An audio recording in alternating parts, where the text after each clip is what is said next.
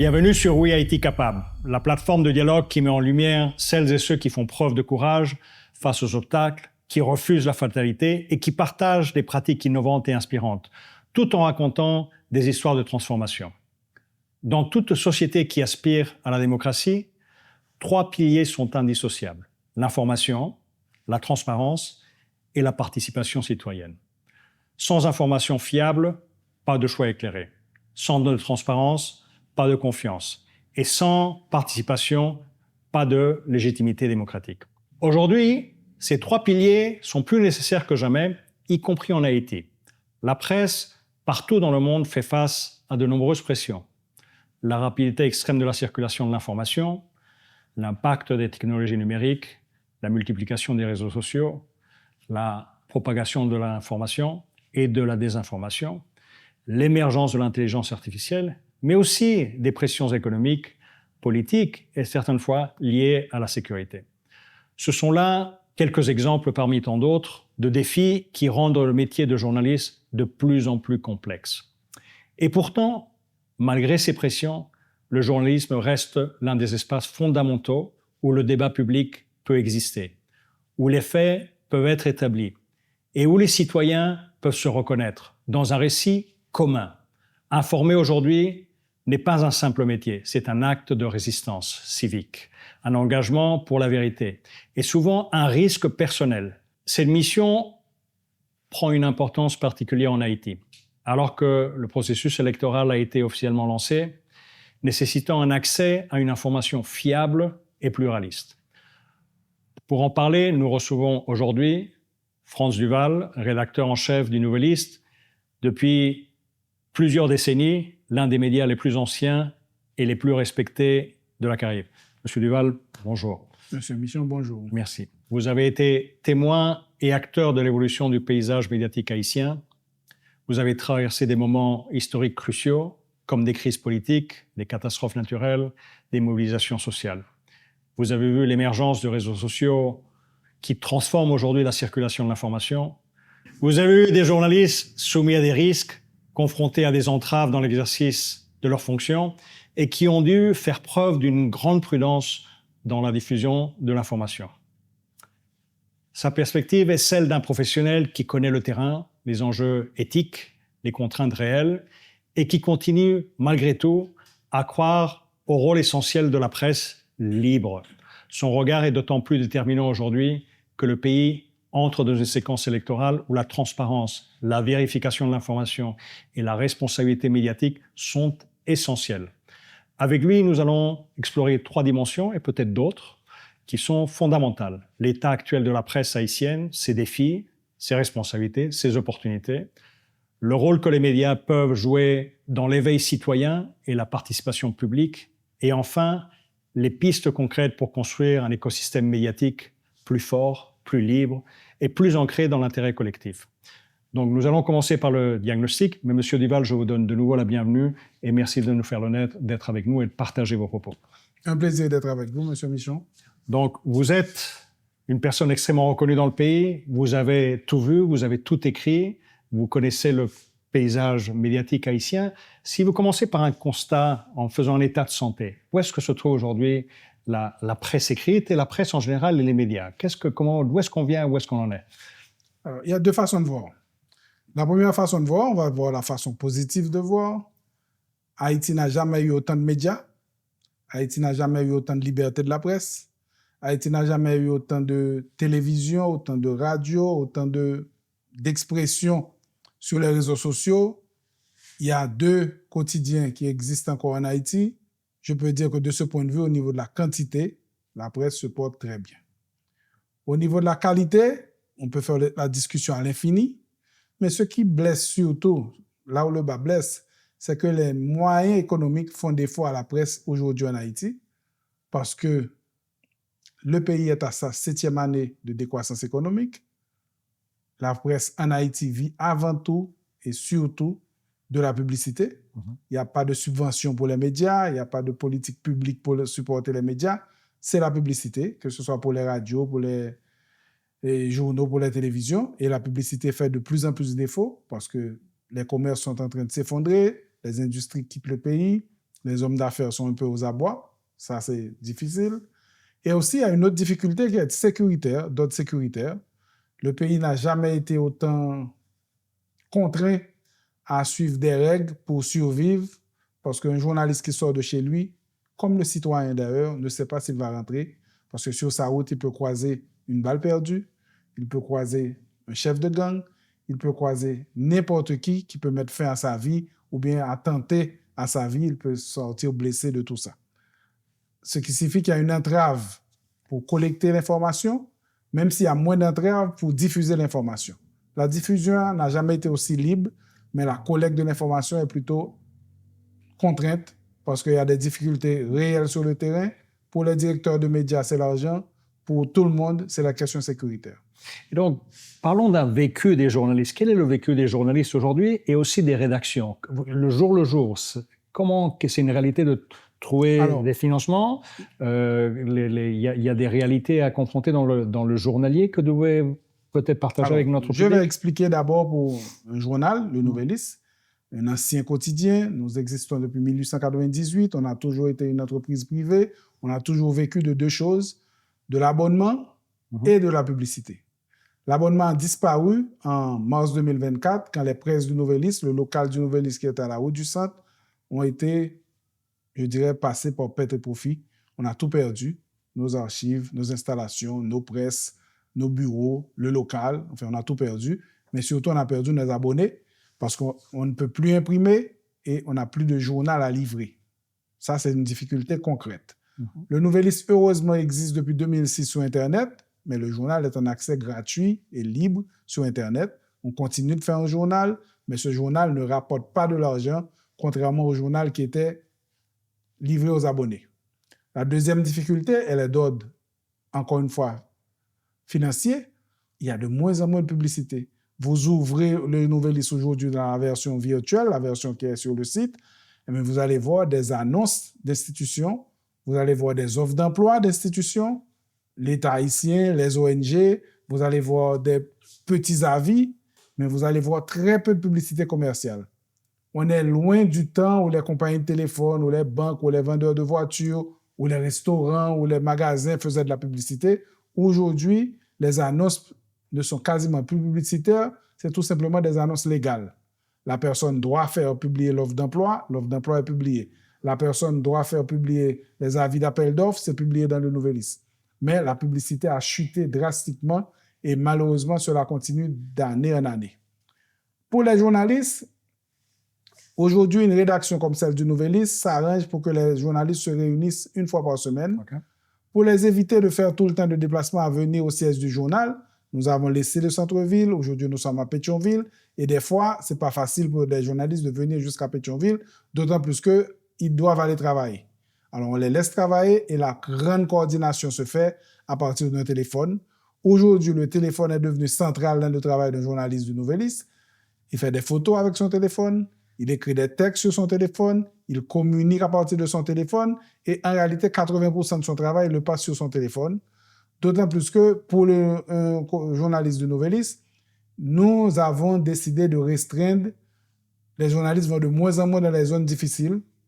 On préfère regarder tout ça à travers les réseaux sociaux, collecter des informations et ensuite donner une vue globale. Mais la grande partie du travail se passe sur un téléphone, même pas sur un ordinateur, sur un téléphone. Donc, si je comprends bien, il y a une évolution, une mutation de la profession de journaliste qui, aujourd'hui, capture l'instrument technologique plus important. On va arriver au thème de la désinformation et des réseaux sociaux. Mais je veux savoir un peu, est-ce que c'est un phénomène haïtien ou vous voyez c'est une tendance qui va au-delà de ce qu'on connaît? C'est une tendance mondiale. Bien sûr. Le Nouvelliste, en 1898, annonce dans sa première page qu'on va être abonné au câble télégraphique. Le Nouvelliste a été le premier média à être abonné au câble télégraphique qui permettait d'avoir le même jour les informations venues d'Europe et de New York. C'était une grande première parce qu'avant, on prenait presque une semaine, c'est les bateaux qui apportaient les câbles, qui apportaient les dépêches. Le Nouvelliste s'est inscrit pour donner les nouvelles au jour le jour. Le Nouvelliste a lancé la photographie dans la presse en Haïti. Le Nouvelliste a eu son abonnement avec l'agence France Presse. Le Nouvelliste est passé à la couleur. On a laissé le grand format parce que le journal avant, c'était un très grand format pour passer au format tabloïd. On a toujours fait, je dirais, les transitions Si bien qu'en 2006, nous sommes les premiers à passer à la fois à la version électronique, mais aussi à la photo électronique. Yeah. Parce qu'avant, les photos, on a connu les photos argentiques anciennes, on a connu les développements de la photographie, et aujourd'hui, c'est la photographie à partir d'un téléphone avant tout. Et tout ça pour dire que on a toujours été à l'écoute des changements technologiques et on s'est toujours adapté. Là, cette fois, on s'adapte à la fois à cause du malheur, on a perdu nos presses, mais aussi parce que les temps le demandent. Mais ce n'est pas seulement le nouvellisme. Moi, je parle à des journalistes qui sont dans le monde entier et chacun explique que les quotidiens, en général, connaissent des moments difficiles parce que la presse écrite vit des moments difficiles.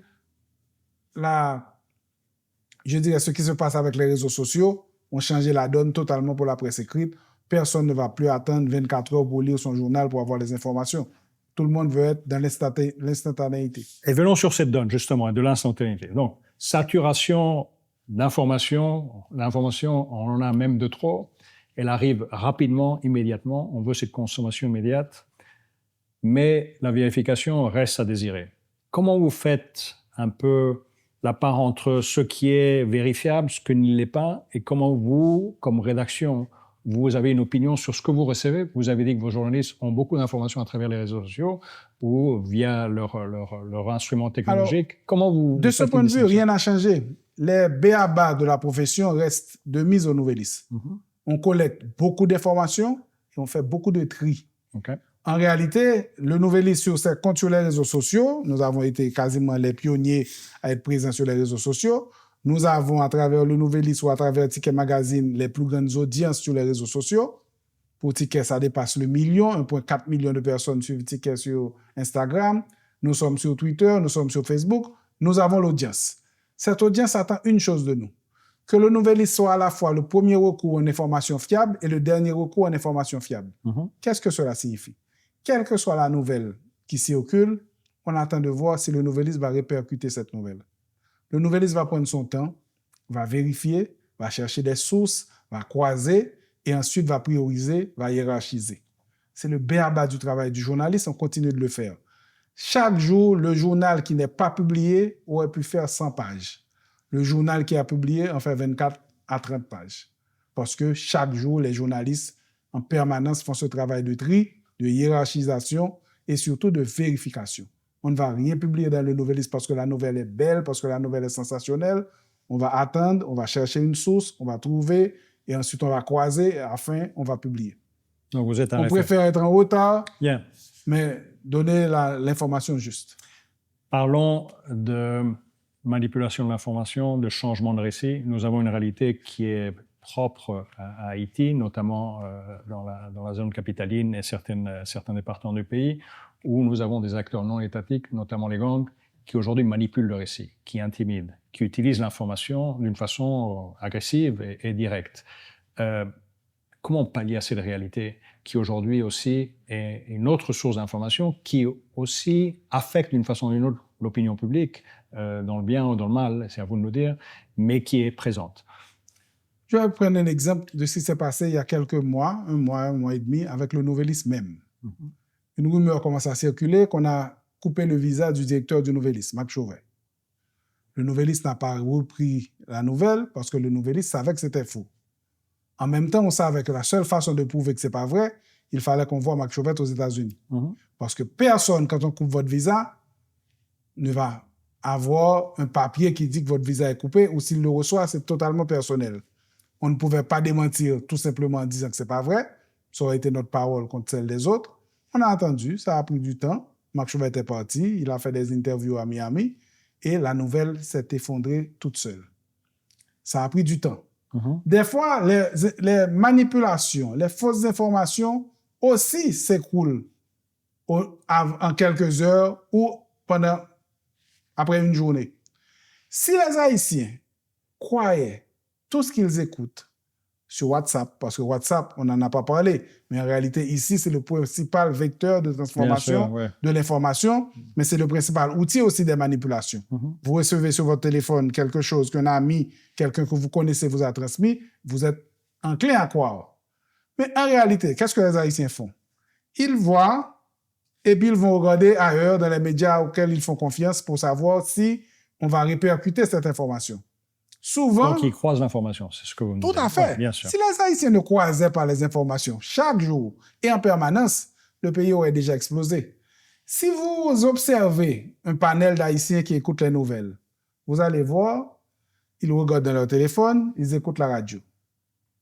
Mais ils n'écoutent pas une station de radio. Ils changent dans la journée de station de radio suivant les heures pour écouter d'autres éditions de nouvelles dans d'autres stations de radio. Parce que ici, même s'il n'y a pas une charte qui dit que telle radio est à droite, est à gauche, est à l'extrême droite, etc., mais les auditeurs savent les tendances de la radio. Et permettez-moi, est-ce quelque chose spécifique à une génération ou on peut dire que aussi la jeunesse aujourd'hui a ce comportement? Non, cela a toujours été comme ça. Okay. Et même les jeunes sont comme ça.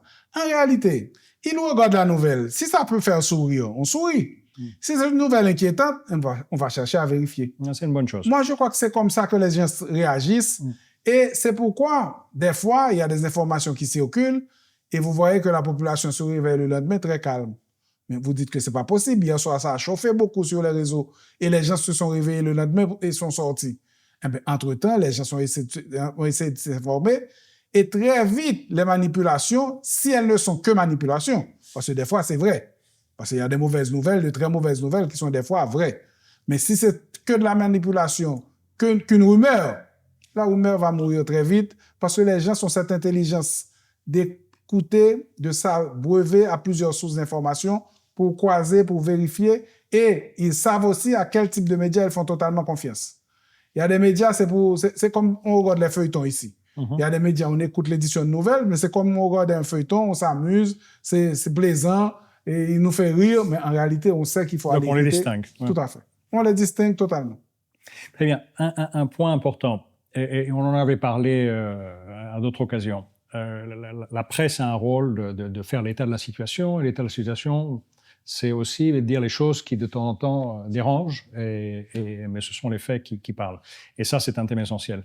Mais il y a aussi un élément, c'est de dire les choses qui fonctionnent. Et c'est ce qu'on essaie aussi d'en parler dans le cadre de ce programme. Comment vous trouvez un équilibre, sachant que nous avons une réalité où ce sont un peu certaines réalités qui, malheureusement, sont complexes, celles qui prévalent un peu dans le discours, dans le débat public, et peut-être de temps en temps faire des allusions à des expériences positives qui donnent justement de l'espérance, de la conviction, qu'il y a, malgré la situation que l'on vit, il y a des personnes qui croient, qui font avancer leur travail d'une façon constructive et qui sont des acteurs de changement.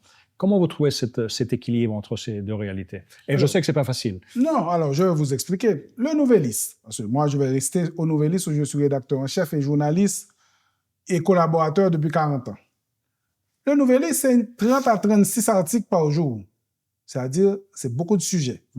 C'est l'actualité nationale, on dit ce qui est. C'est la page culturelle, qui souvent, c'est des choses plutôt positives. C'est la page économique, qui dit aussi la situation comme elle est. C'est la page sportive, de ce que les Haïtiens préfèrent, surtout beaucoup de football. Et c'est la page idée-opinion, où tout le monde peut venir donner son opinion sur un sujet quelconque. En ayant ces rubriques, en plus de l'actualité internationale, qui a aussi une rubrique dans le journal, tout ça, ça fait 30 à 40 articles par jour. Et ça permet d'avoir un éventail beaucoup plus large que ce qui fait les tendances sur les réseaux sociaux. Parce que les tendances sur les réseaux sociaux, c'est un sujet qui est le sujet du jour. Okay. Nous autres, on offre un éventail. Cet éventail est disponible, bien entendu. Les lecteurs, les gens ne vont pas tous aller lire le Nouvelliste, mais l'offre est là. Et à partir de cette offre de qualité, on peut dire que les gens ont le choix. Mais il y a aussi autre chose. Il y a des choix qui sont totalement éditoriaux, qui n'ont rien à voir avec l'actualité.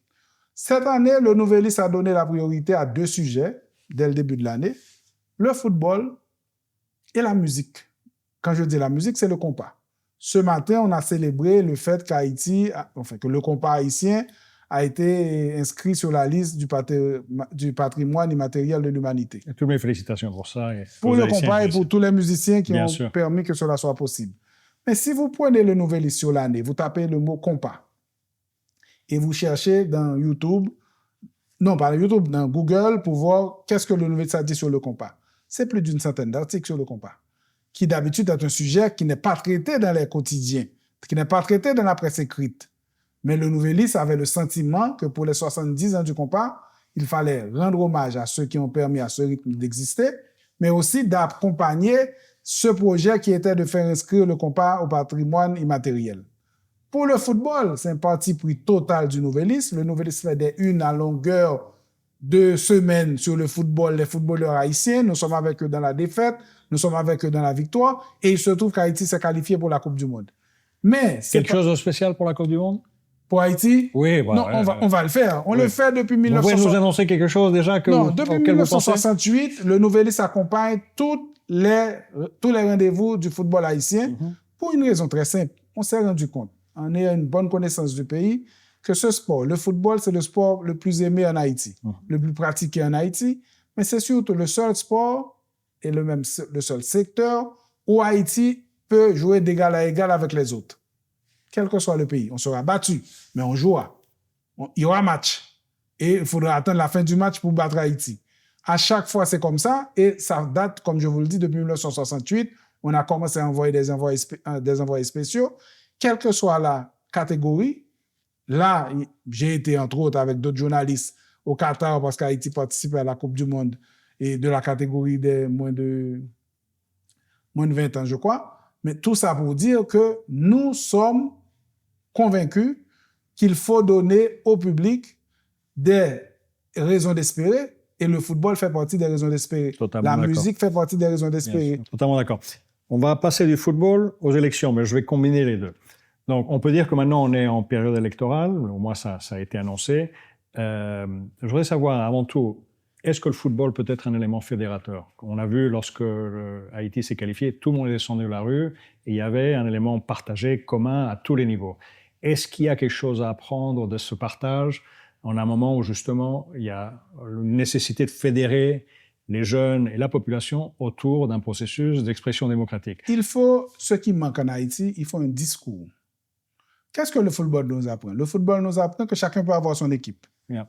Qu'à chaque fois qu'il y a un match, en principe, il y aura un gagnant et un perdant. Il peut y avoir un match nul, mais le principe, il y aura un gagnant et un perdant.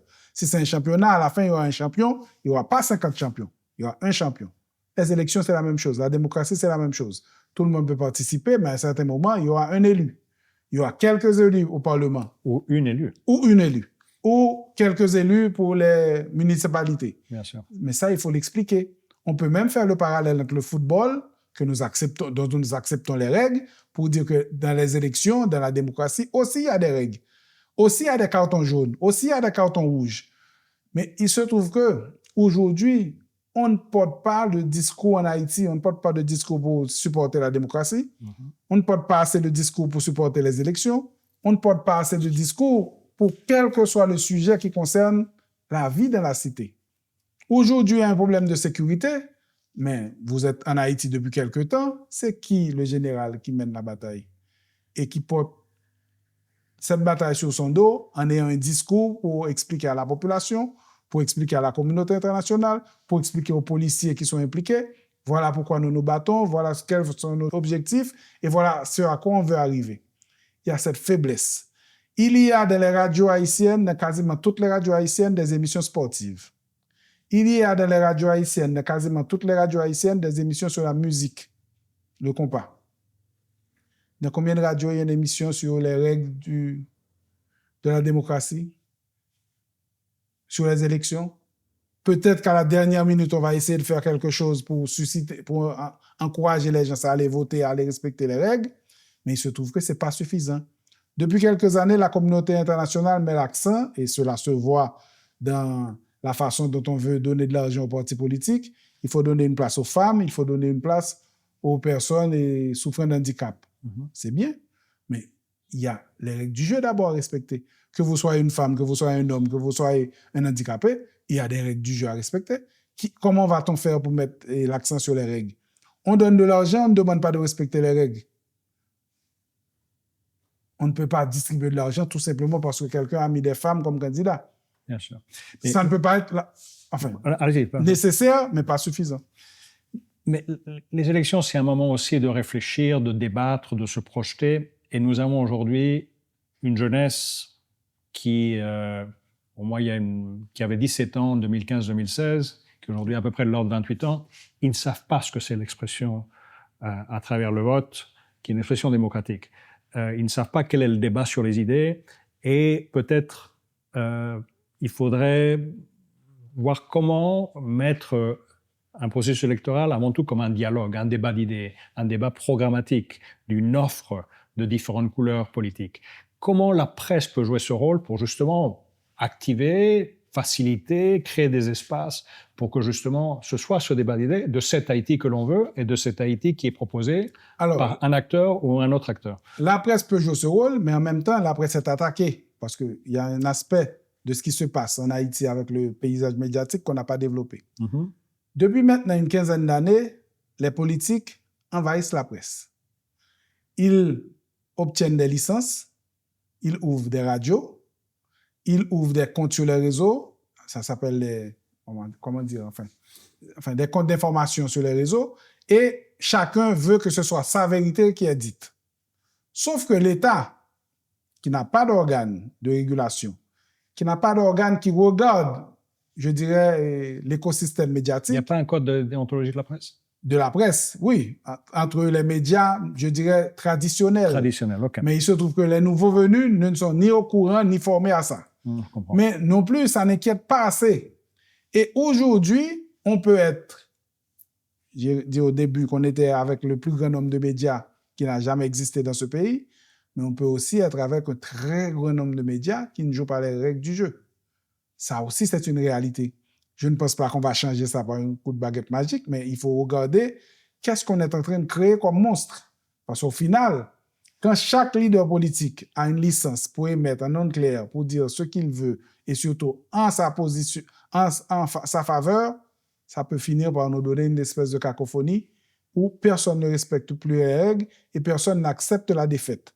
Parce que la grande faiblesse des élections en Haïti depuis des années, c'est que personne ne reconnaît les résultats. Et quand on donne de l'argent aux partis politiques, on ne leur fait même pas signer un code pour dire que je vais respecter les résultats.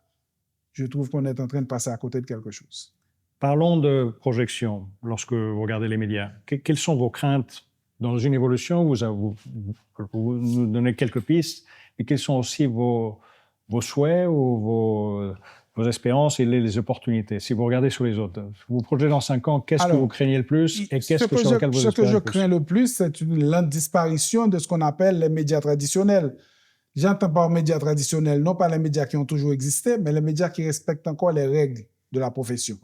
Parce que médias traditionnels ne veut pas dire qu'on n'est pas sur les réseaux sociaux, ne veut pas dire qu'on n'est pas sur l'Internet. Non. Le Nouvelliste, qui a 127 ans cette année, est pionnier et est leader en termes d'audience sur les réseaux sociaux. Sauf que le Nouvelliste respecte certaines règles, qui sont les règles de base de la profession depuis des années. C'est-à-dire, il y a des choses qu'on ne dira jamais dans le Nouvelliste, pas parce que nous n'entendons pas les rumeurs. Nous aussi, nous entendons les rumeurs. Bien Sauf sûr. Que la rumeur ne peut pas faire la une du Nouvelliste si l'information n'est pas vérifiée, n'est pas confortée par des sources et par des faits.